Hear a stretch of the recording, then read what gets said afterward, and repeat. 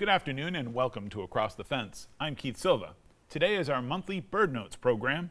We're revisiting the efforts of Audubon Vermont to nanotag a wood thrush. This work is part of a widening effort to better understand migration patterns of these birds. These tiny tags, called nanotags, are used to track the birds. And someone who is definitely worth catching and tracking is Mark LaBarr, the conservation biologist for Audubon Vermont. Mark, it's always good to see you. Always great to be here, Keith. Great. So tell me about the wood thrush. What is it and why are you studying it? So this project that we've been on, it's being overseen by the U.S. Fish and Wildlife Service. The wood thrush is one of our pretty common woodland birds that we see here in Vermont and here. And across basically eastern North America, and their populations have been declining pretty precipitously over the last couple of decades.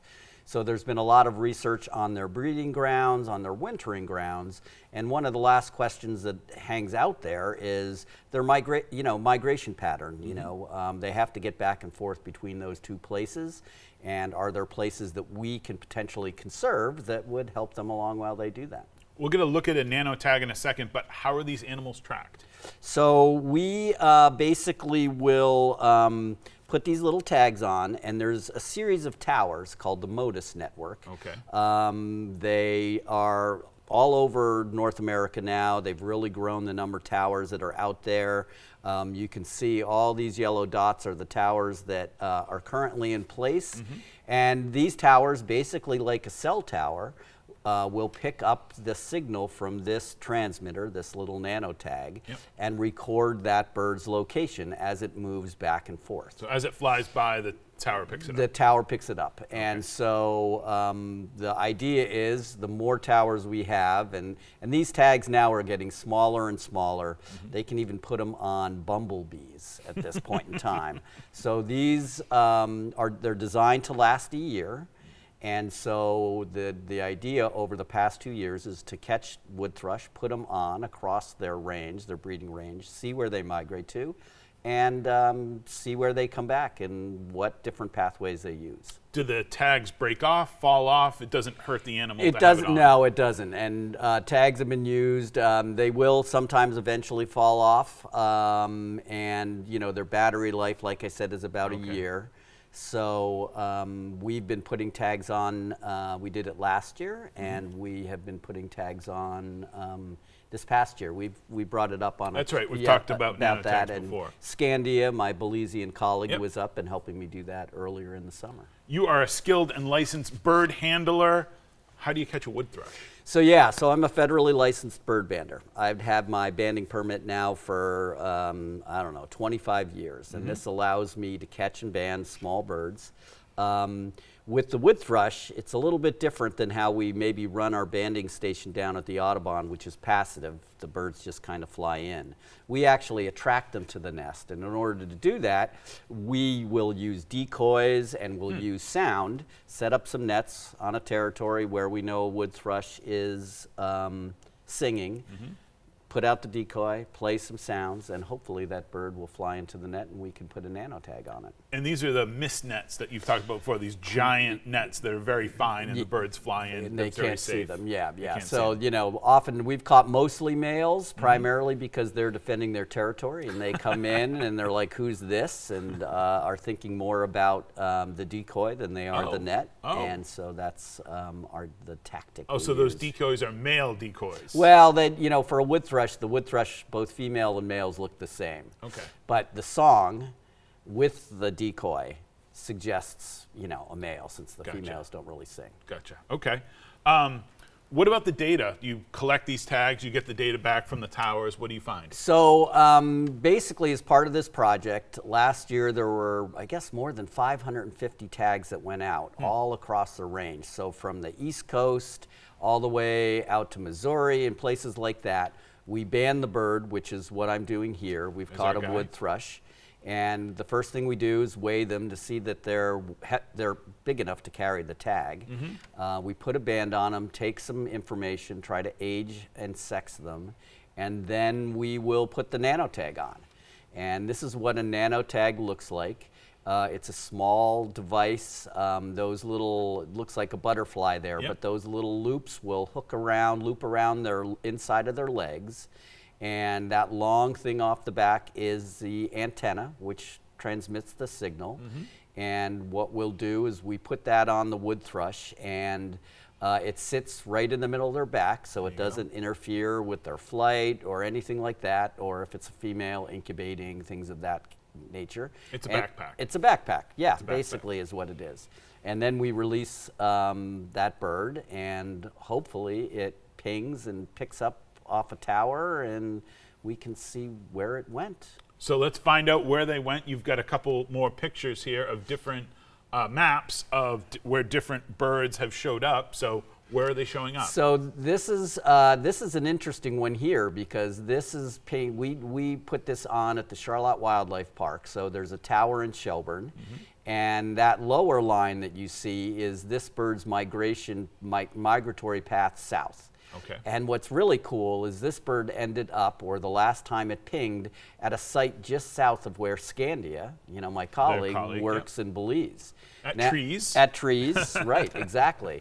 And then that top line you can see is its route back. Okay. And so that bird then went up, and it looked like instead of going across the Caribbean, it looked like it was basically moving around the Gulf of Mexico, and it showed up back at the Charlotte Wildlife Park this year. Oh, wow. So this is some of the data that they're trying to amass to get a better idea of, are these birds, when they migrate in the spring, are they coming down the East Coast, flying through the Caribbean, getting to their wintering grounds? And then a lot of birds will choose a different migratory path heading north. Right. So maybe this bird went around the Gulf of Mexico and came back to Vermont that way. So Are there towers in other countries that you can cooperate with? there are. So Okay. the bulk of the towers right now are in North Continental America. US, yeah. And but more and more towers are showing up all over the place. So this is another bird that flew down, and you can see this one's interesting. And we have all these towers, we have this cool technology, and this is a pretty straight line, and it's kind of difficult to see whether or not this bird, that shorter line that you see that you end, was its path down. Right. And but it was never picked up over the winter until it started moving and coming back north. And again, did this bird go around the Gulf? Did it launch itself from the Yucatan and go across the Caribbean? Yeah. Tough to say with that. So even though we're using this really cool data, there's a lot of deciphering that still needs to go on. There's a mystery. There's a mystery there. It's nature. It's amazing how much of a straight line it is. Yes, I mean, and that it could be because where it got picked up, it hit, and it just didn't. If it went around the Gulf, it may not have hit those towers. Right, right. And so, there's still some questions. It's not a perfect system. Perfect system. We got one more, a Buckner. Yes. So this is down in West Haven, and what's interesting about this one, this is another example of how we get some data sometimes, some of it's complete, like the Charlotte Wildlife Park. This is the Buckner bird that was last seen in the fall down near Havana, Cuba. Okay. Okay. We went down to Buckner where we have a tower. We weren't able to load the data, we had some problems, but we had a handheld antenna, and we were able to pick that bird up at Buckner. So its whole northern migration north wasn't picked up at all by any of the towers. And so, again, even though more and more towers are going up, these birds still don't necessarily pass by one long enough to get noticed. Right. Well, I'm good. It's always good to have a little mystery, especially with nature, but the data definitely shows that they do travel in that area and where they're going and how they get back. So, and the idea is by putting out 550 tags last year and hopefully just about the same this year, you can have this a larger data set that you can determine more things from. And that analysis will be done by the U.S. Fish and Wildlife Service. So Hopefully, it may take a couple of years, but hopefully I'll be able to report on that in the future. Excellent. In a moment, we're going to let viewers know how to contact you if they have a bird-related question. But I want to get to an email from a photo that came in not too long ago from Sally in Stratton. She wrote, "This bird hit my window last night and was stunned. Eventually flew off. Very beautiful. Maybe a fledgling." So there's the bird is there, happens all the time, hits a window. It's fledgling season? Well, it's fledgling season now, okay? So this time of year, there's lots of fledglings out there. If a bird's on the ground, leave it on the ground. Its parents are probably still feeding it.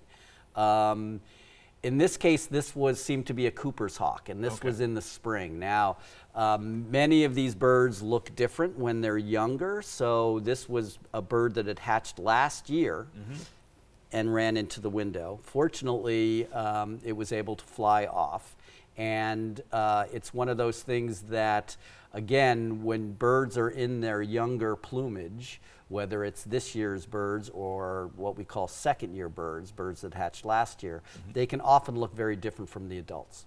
And so one of the things that we do when we band is to try to look at those differences in plumages to determine those age characteristics. Bottom line is, if you see a bird on the ground, don't touch it. Yes, this time of year especially. Bring your cats in. Good point. You know, there's a likelihood that bird can fly. It's probably just sitting there, you know, it's been fed for 2 weeks or so and wants to continue to be fed. Right. And the parents will be coming back. We were talking before the show. We have ravens flying over the Audubon all the time. You can hear the youngsters squawking away as they're chasing the adults. You know, they're basically saying, feed me, and the adults are like, give me a little space here. And that happens every year as these birds transition from that fledgling stage into their first fall, where they're pretty much on their own at that point. On their own.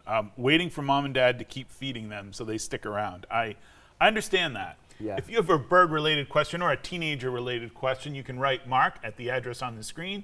His email is listed there. And please remember to follow Sally's lead and send along a picture. That closes out Across the Fence for today. My thanks to the crew behind the scenes here at WCX.